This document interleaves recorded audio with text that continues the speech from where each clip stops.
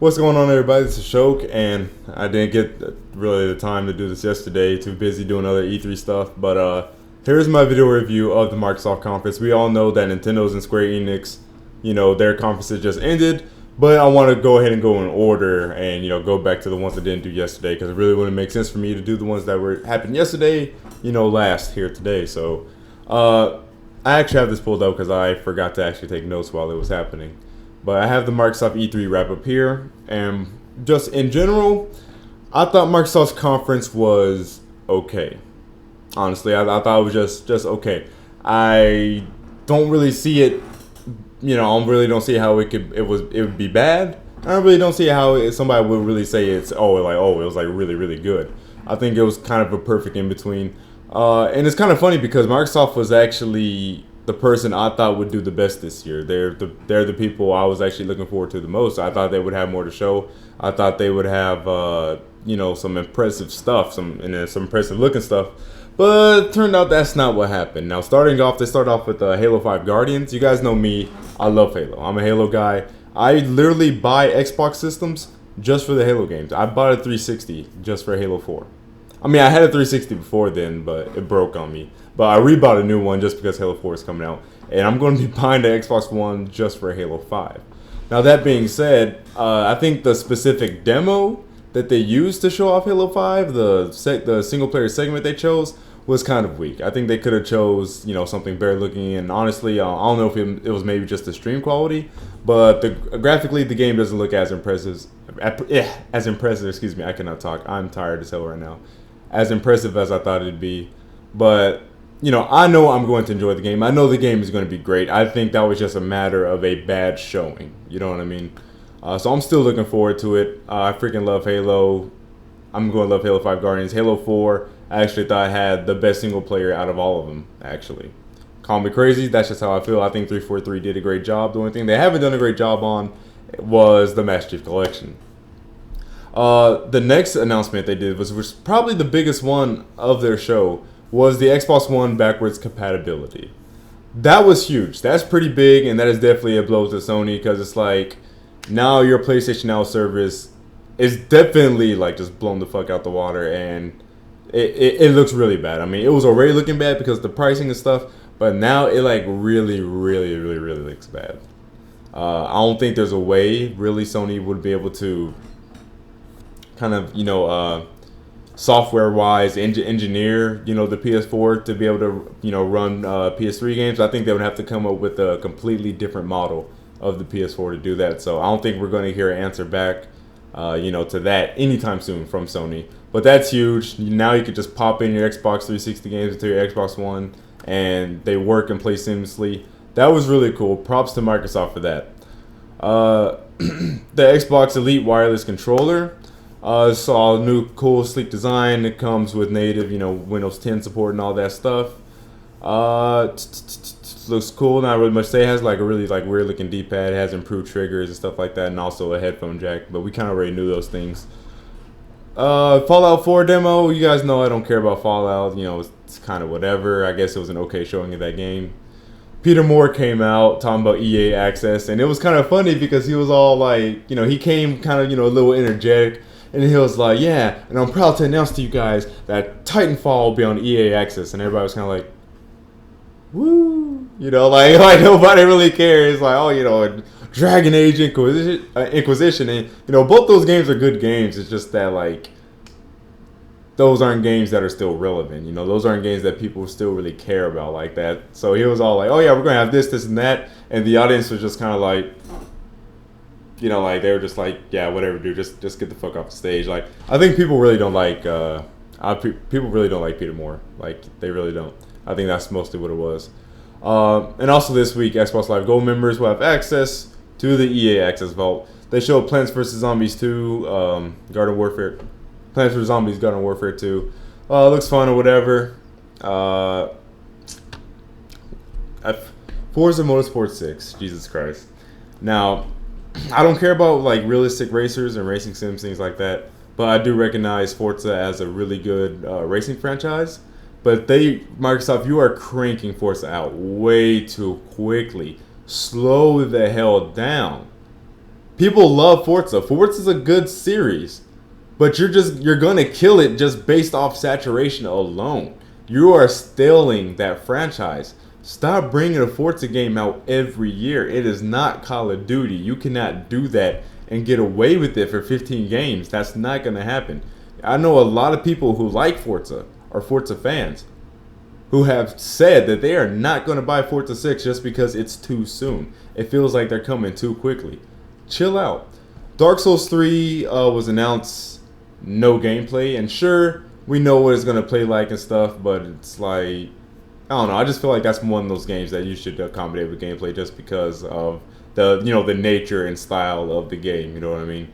But Dark Souls 3 was confirmed. That really wasn't a new reveal per se, considering we knew about that before E3. I'm not sure if that was a leak or it was an official announcement. But either way, we knew about it before the actual conference.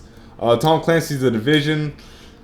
It doesn't look bad, but it definitely doesn't look like what we saw last year, right? That's both graphically and gameplay-wise. It's just not looking up to par. It's pretty much the Watch Dogs situation all over again. I'm gonna keep my eye on it, but as of right now, it's a no when it comes to buying it. But like I said, I'm gonna watch it, see what happens. Maybe I'll be pleasantly surprised. Rainbow Six Siege, again, it doesn't look bad.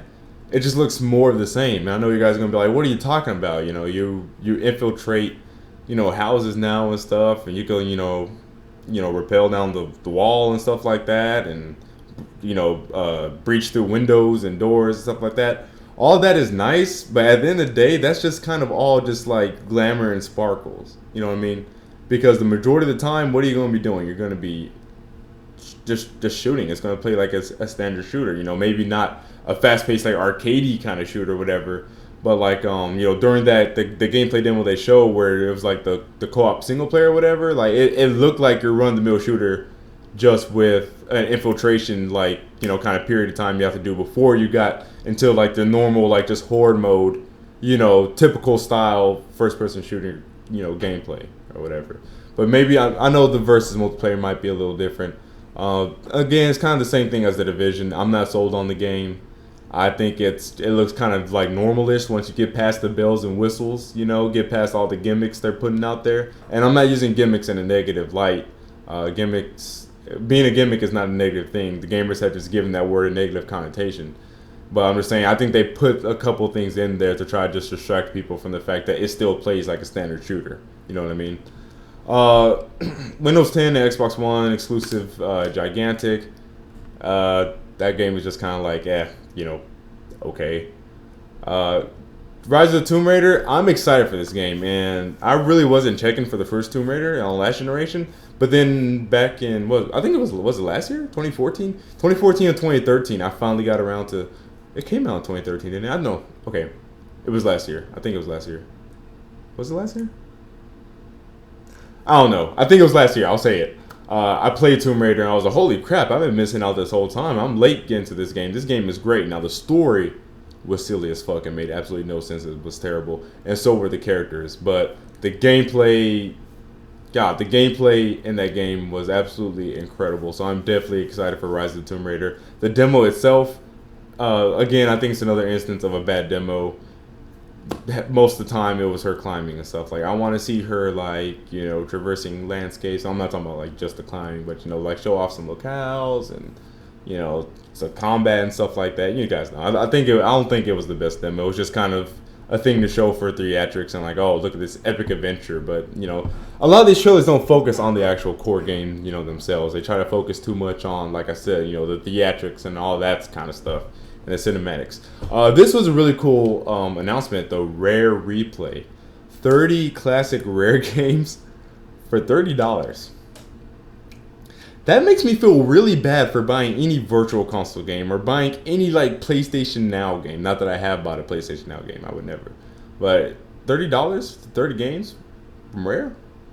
Why the hell am I paying $8 for Super Mario World? You see what I'm saying? That doesn't make any goddamn sense whatsoever. But that was really cool. Fable Legends looks bad. I'm sorry, it looks bad to me. It looks terrible. The Valve VR, that it's gimmicky or whatever, and of course people aren't really going to care about it, and it's probably not going to take off. But I think the tech they showed was pretty cool. How you look at a table and it like builds like the game world or whatever, and you can actually interact with it with voice commands and stuff like that. I thought it was really cool. Would I personally buy it and stuff like that? Of course not. But would I try it if I had the chance? Definitely. Like I said, I think it's really cool tech, regardless of how, you know, what's the term I'm looking for? Regardless of how what's that freaking word? You guys know what I'm talking about. Regardless of how I'll just say non-typical. Regardless of how non-typical, its input methods are, and things of that nature. I can't believe I'm forgetting that word. I'm tired as hell. What else? The Gears of War collection. Well, not even collection. The Ultimate Edition. I don't understand why they're just remastering the first one. I understand this remaster is actually a real remaster compared to most remastered games coming out, these days, because most of them are literally just the same game, just in 1080p and like 60 frames. But I swear, Gears of War Ultimate Edition, like they're actually like going back in and they're actually doing something with like the textures and the lighting, all that stuff. It's kind of like the Wind Waker HD treatment, pretty much. So I understand they're doing more work, with it, but I still don't think it should just be a standalone thing, And then the last thing was the Gears of War 4 gameplay video. I think the game looks good graphically. I'm going to have to see more about the gameplay. The gameplay pretty much, it still kind of looked like the standard, Gears of War formula. I did see that there's a new, like, shoulder ramming mechanic, whatever. You can push a monster off your teammate. But the game looks good. I'm looking forward to it. I don't care about Gears multiplayer competitively, because I think the competitive multiplayer is crap. But I think Gears co-op is, like, some of the best co-op, like, I've ever played in my life. Like, I love freaking Horde mode. Gears of War 2 Horde mode was the shit. Like, that was awesome. So I'm definitely gonna be picking that up when I get my Xbox One for Halo 5 Guardians. But yeah, that's pretty much all Microsoft had to show. Oh, I forgot about Rare's game. God, underwhelming as hell. And that's the thing, like, when I say Microsoft's conference is okay, I'm not saying it's because they didn't show enough games. They definitely showed a hefty amount of games.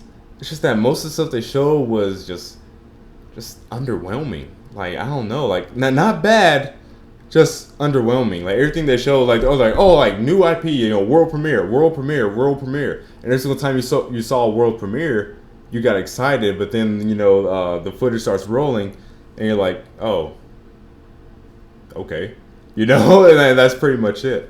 Record, based off the CG trailer with absolutely no gameplay, I mean, the concept looks interesting, but we have no idea how that concept is going to work in the actual game, because they didn't show any goddamn gameplay. Again, these developers need to stop giving us these, world premieres and stuff with just CG. Show us some goddamn gameplay. And then they showed a lot of indie titles too. Cuphead looks freaking cool. Cuphead looks like dope as hell. I think that's everything. Yeah, like I said, they showed a good number of games. It's just that most of the games are just like, okay. And like that was kind of it. There was really nothing like, oh wait, hold up, that's different, that's new, that looks amazing, right? So there's really nothing in this conference that really stood out. Everything was just kind of okay, that looks cool. Okay, that looks cool. Okay, backwards compatibility. And that's pretty much Microsoft's conference. Again, not necessarily bad, but definitely not too great either. I'll give Microsoft conference like a solid 7 out of 10. I'll give it a 7 out of 10. Maybe 6.5, but I'm feeling generous. So a 7 out of 10. So that's it for this video, guys. Thanks for watching. I will be uploading my review and impressions on Sony's conference and then Nintendo's all back to back. So look forward to those. Thanks for watching, y'all. I'll see y'all later.